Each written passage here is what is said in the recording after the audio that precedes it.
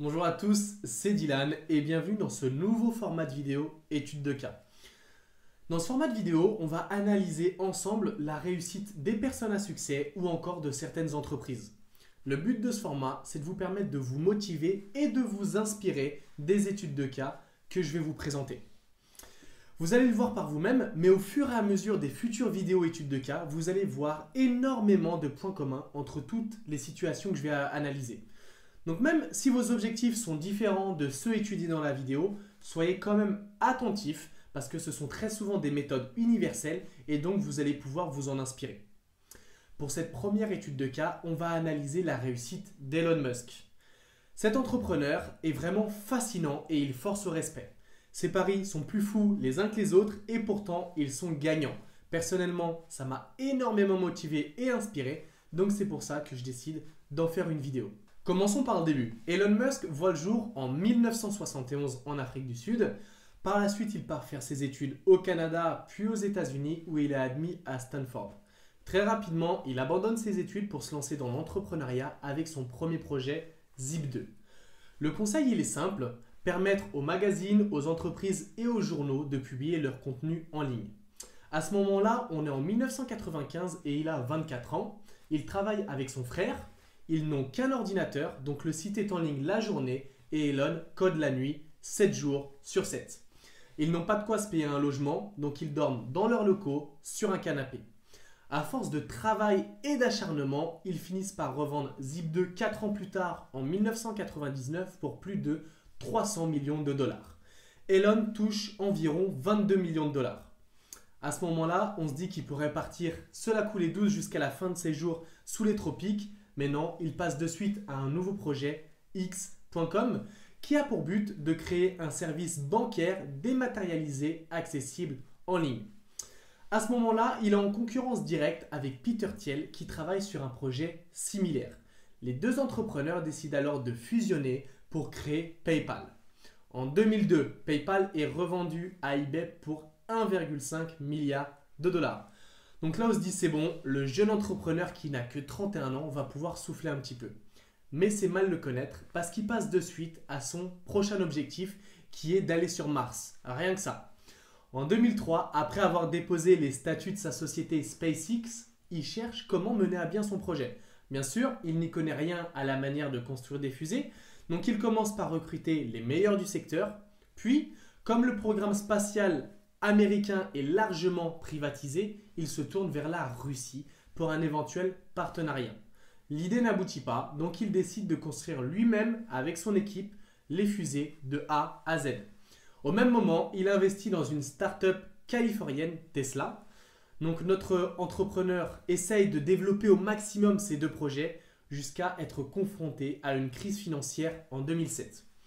Déjà 3 essais de mise en orbite de sa fusée Falcon ont échoué pour SpaceX et le Roadster de chez Tesla est un semi-échec avec seulement 2500 exemplaires vendus. À ce moment-là, il a investi 100 millions de dollars dans SpaceX et presque autant dans Tesla.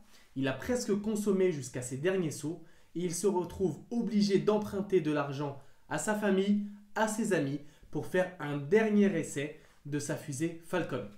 Je ne sais pas si vous vous rendez compte, mais après avoir gagné plus de 300 millions de dollars, il se retrouve obligé d'emprunter de l'argent. Donc là, on voit vraiment qu'il a mis tout en œuvre, tout ce qu'il pouvait faire, il l'a mis en œuvre pour réussir à atteindre ses objectifs. A well thought out critique of whatever you're doing is as valuable as gold. That third failure in a row, did you think, I need to pack this in? Never. Why not? I don't ever give up.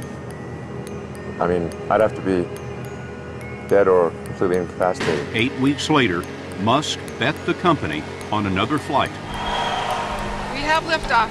And this time around, everything worked. Perfect. If that fourth launch hadn't worked, that would have been it. We would have not had the resources to mount a fifth. Comme vous l'avez vu dans cet extrait, le 4e lancement marche miraculeusement et SpaceX décroche un contrat de 1,5 milliard de dollars par la NASA. Au même moment, le vent tourne avec Tesla parce que grâce au plan écologique mis en place par Obama, ils reçoivent un prêt de 450 millions de dollars qui leur permettent entre autres de financer leur Model S, qui est un succès dès sa sortie. Il a vraiment vendu énormément et c'est ce modèle-là qui a permis de faire décoller Tesla. Après être sorti de ces deux mauvaises passes, Elon Musk a commencé à développer plein d'autres projets. En ce qui concerne SpaceX, il a développé des fusées réutilisables qui permettent d'économiser 50 millions de dollars. D'ailleurs, en 2012, SpaceX est devenue la première société privée à réussir un arrimage à l'ISS, qui est la Station Spatiale Internationale.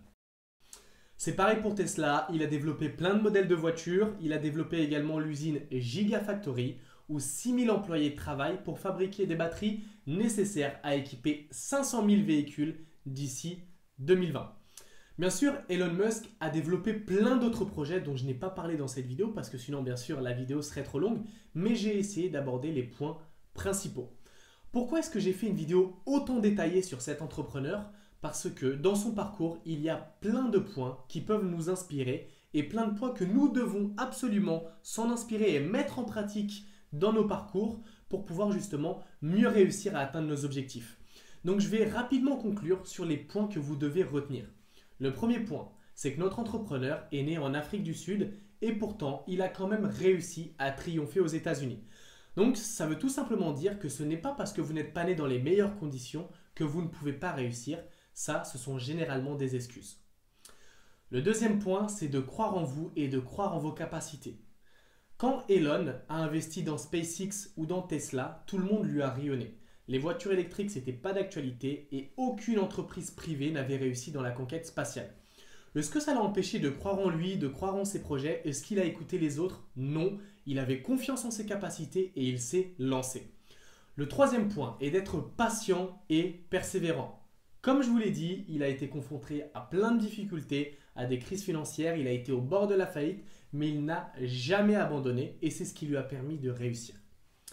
Le quatrième point est d'être passionné. C'est en lien avec le précédent parce que si vous êtes passionné par ce que vous faites, vous allez pouvoir être plus patient et plus persévérant. En ce qui concerne Elon Musk, il était vraiment passionné par ces deux projets et ça depuis toujours. Pour finir, le cinquième point qui est évidemment commun à toutes les personnes à succès, même si Elon Musk est un très bon exemple, vous devez travailler dur. En effet, lui, il travaille environ 80 à 100 heures par semaine. Après, bien sûr, pour vous, ça peut être différent. Vous n'êtes pas forcément obligé de travailler autant selon la difficulté de vos objectifs. Mais ce que vous devez retenir, c'est que peu importe vos objectifs, vous devrez toujours travailler très dur. Et plus vous allez travailler dur, plus vous allez atteindre des objectifs élevés. Ce qu'il faut retenir également, c'est que le succès est proportionnel au travail et à l'investissement que vous allez fournir. Plus vous allez vous investir, plus vous allez pouvoir aller loin dans l'accomplissement de vos objectifs. I'm available 24/7 to help solve issues. Call me 3 a.m. on a Sunday morning, I don't care.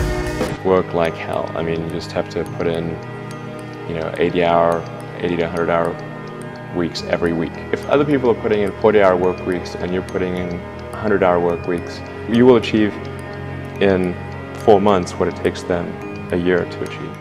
Cette vidéo touche à sa fin, j'espère qu'elle vous a plu. Dites-moi dans les commentaires si vous aimez ce nouveau format de vidéo étude de cas. N'hésitez pas également à liker, partager, commenter la vidéo, comme ça je sais que ça vous plaît et je pourrai en refaire plus souvent. Et moi, je vous dis à très bientôt pour une nouvelle vidéo.